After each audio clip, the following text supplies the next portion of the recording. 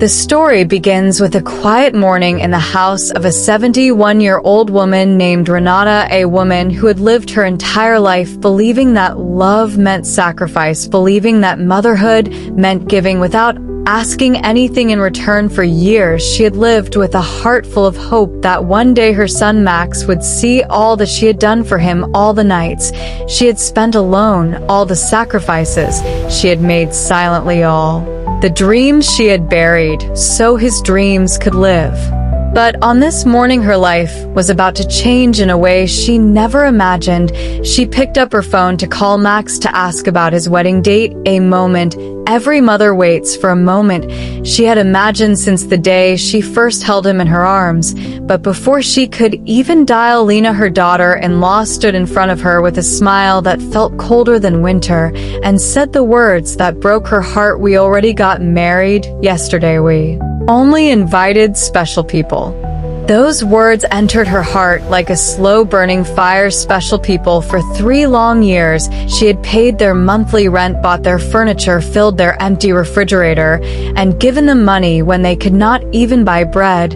And yet, she was not special enough to stand in the front row of her only son's wedding.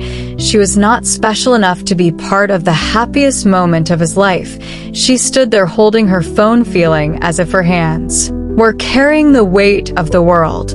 Her pale pink dress lay hanging in her closet, the dress she had chosen for the wedding, the dress she had imagined wearing with pride, the dress she paid $200 for, the dress she would never wear in any wedding photograph.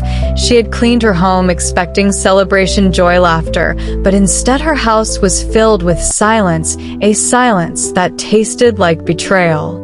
A week passed. She spent her days remembering every moment, every bill she paid, every grocery bag she carried, every dollar she gave from her retirement savings, the same savings her late husband left so she could live peacefully in her old age. And she kept asking herself, why was I not special? On the 7th day, her phone rang. It was Lena, her voice, no longer confident, no longer proud. Now it trembled lightly as she said, "The rent is overdue. The landlord is threatening to remove us. You forgot to make the transfer." For a moment, Renata wanted to laugh at the irony. The same woman who excluded her from her wedding was now calling her for money again. And with a calmness she did not know she had, she replied, "Lena, I told you I only help special people." The silence that followed felt deeper than any silence she had known. For the first time, it was not Renata who was shaking, it was Lena. That day, something inside Renata awakened, a strength she never knew, a courage she had buried for years. She sat at her table and began to calculate everything she had spent. $33,400, all given without complaint, without hesitation, without asking for anything in return. For the first time, she saw the truth. She had been financing 2 adults who did not see her as a mother, but as a convenient source of money.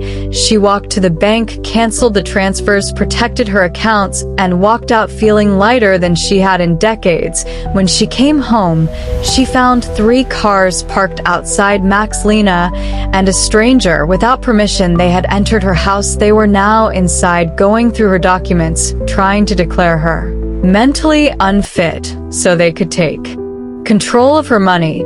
And when she confronted them, she saw no guilt, no shame, only fear of losing her money. But that day she stood her ground. She looked at all 3 of them and said, "Leave my house." The woman who had once lived in silence now spoke with a voice strong enough to break walls. This is where her true story begins. The story of a mother reclaiming her power. The story of a woman discovering her worth. I hope my story touched your heart. For more inspiring and heartfelt stories, make sure to like, share, and subscribe to my YouTube channel.